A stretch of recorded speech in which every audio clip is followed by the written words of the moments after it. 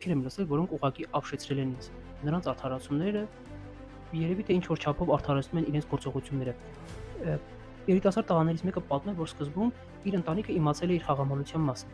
Սկզբում իր շահած գումարները նրանք շատ մեծ հաճույքով օգտագործել են։ Իսկ հետո երբ սկսել է տանուլ տալ, նրան մեղադրել են, որ նա դարձել է խաղամոլ։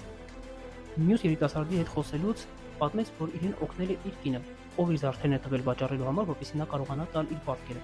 Բայց հավատացեք, սրանք ճանապարհ չեն, ելք չեն այս վատ սովորություններից դուրս գալու համար։ Խնդիրը արկա է, խնդրին պետք է հստակ լուծումներ տալ, այլ ոչ թե օգնել, որ այս վատ սովորությունների ցիկլը անընդհատ ունենա իր շարունակությունը։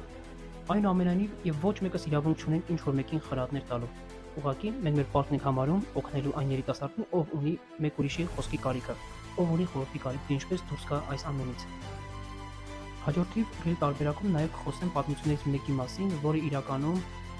խոսելու է հզոր կնոջ կերպարի մասին, թե ինչպես է ինքը իր ամուսնուն արգել տվյալ իրավիճակից։